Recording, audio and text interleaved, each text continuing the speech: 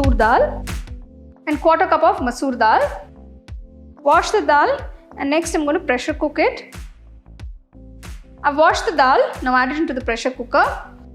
Pour enough water till the dal is completely immersed in the water. Add quarter teaspoon of turmeric powder. Pressure cook for about 4 to 5 whistles on medium flame. Take a kadai, add about 2 teaspoons of ghee, about 2 teaspoons of oil. To this add 1 teaspoon of cumin seeds. Next add 2 red chilies, 1 teaspoon of finely chopped ginger, 1 teaspoon finely chopped garlic.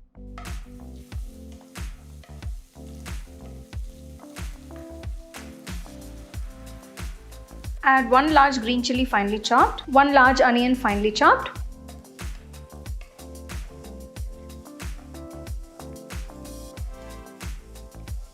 Saute the onions till they are a nice golden brown color. Next add 2 small tomatoes finely chopped.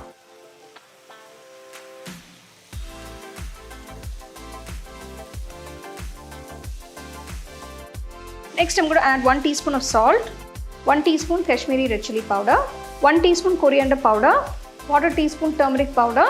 Mix everything.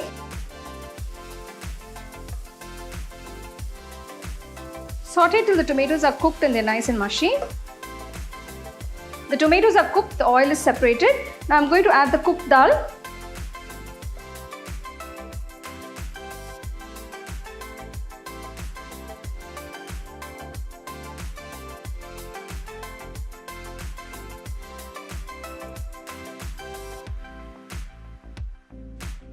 To this add 1 cup of water.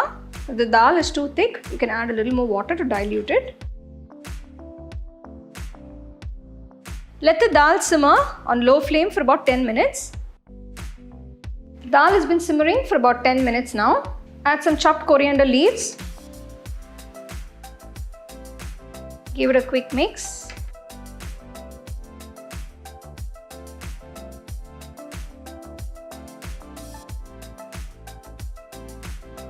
Add some crushed kasuri methi.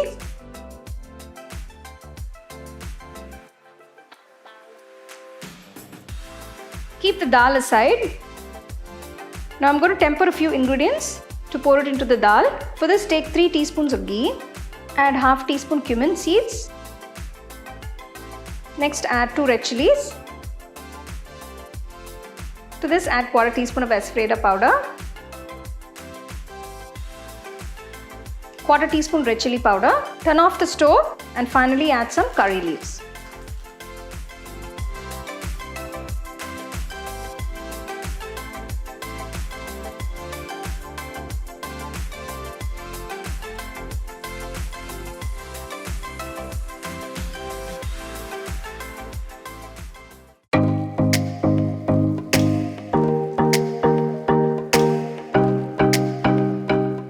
Next I'm going to cook the rice. For this take a pot, pour enough water.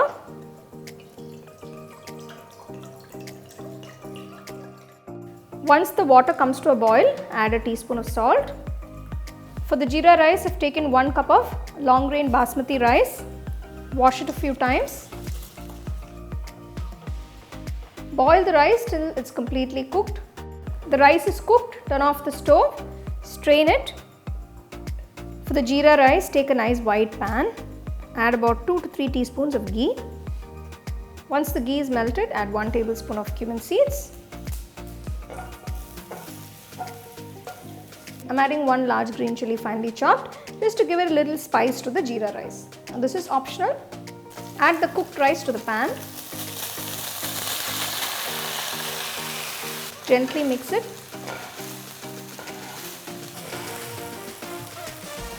Turn off the stove, just garnish it with some chopped coriander leaves. Serve the jeera rice hot along with the amti dal.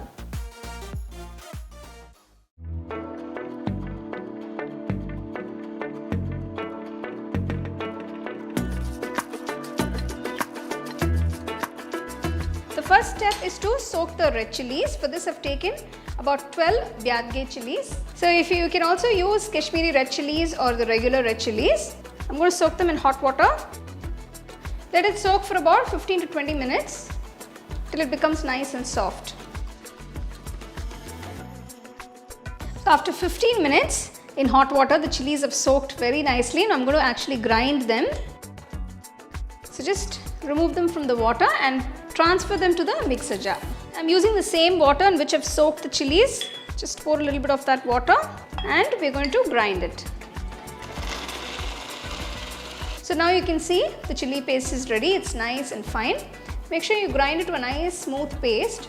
It should not be coarse. Now these Byadgi chilies that I've used, they're not too spicy. They give a very nice color and flavor to the dish. So if you want it a bit spicy, you can use a combination of chilies, or you can use just chili powder if you want. For this recipe, I have taken 600 grams of fresh paneer. Now each block here is a 200 gram block. I'm going to cut it into triangles. So if you see for the paneer tikka, I've cut it into nice large triangles. Now if you don't want these pieces to be this big, you can cut them into half. You can also cut them into cubes or rectangles. So the shape doesn't matter. You can cut it into any shape you please. So for the marinade, I've taken 200 grams of fresh curd. Just gently whisk it. Next, add 1 teaspoon of ginger garlic paste. So I'm adding 4 teaspoons of freshly ground chili paste. You can adjust the spice according to your taste. Next, add 1 teaspoon of salt, the juice of 1 large lemon, 1 teaspoon garam masala powder, half teaspoon turmeric powder, 1 teaspoon chaat masala powder, 1 tablespoon corn flour, 2 tablespoons besan or gram flour, 1 teaspoon kasuri methi. So mix everything together. So if you've noticed, I've not added any chili powder or any color or anything of that sort. So the chili paste gives you all this lovely red color to the marinade. So make sure you mix it all nicely. Wow, the marinade looks fantastic. So I've also checked for seasoning. It tastes amazing. So make sure you add the paneer pieces and you coat the paneer pieces in the marinade. So if you're having get-togethers or parties or even some nice dinners at home, you can just marinate the paneer, and just before serving you can pan fry it and you can serve. So let it sit in the marinade for about 30 minutes to an hour. The paneer pieces have been marinating for about an hour now. To the pan, add about 2 teaspoons of ghee. Make sure to fry the paneer pieces in ghee because it definitely tastes very good with ghee. Keep the flame on low. So just make sure the paneer is coated on all sides. Gently place it onto the pan.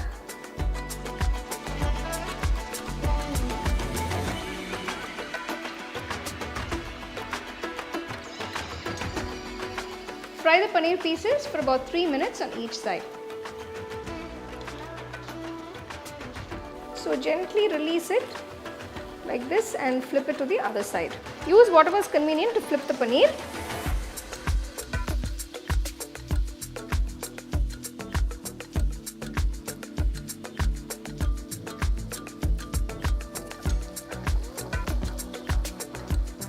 Make sure you fry the paneer pieces on all the sides of the triangle because you don't want any raw marinade sticking to the pieces.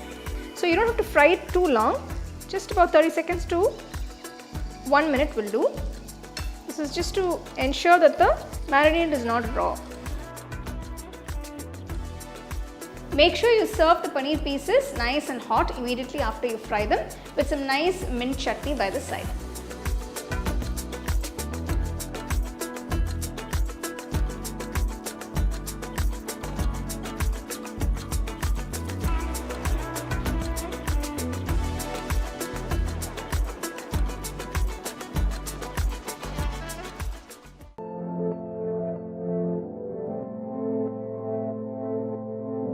For the bread gulab jamun, first I'm going to cut the bread slices.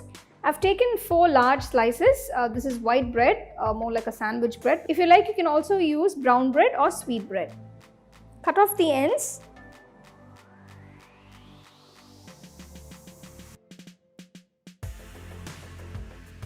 So cut the bread slices into small pieces.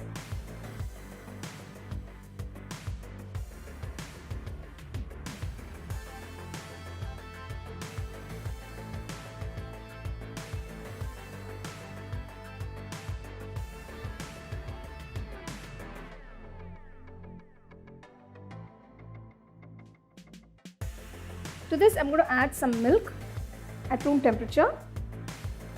Now this is unsweetened milk, it's just plain milk that's been boiled and cooled. Just add about 1/4 cup initially. I'm just going to mix everything together until it's well combined.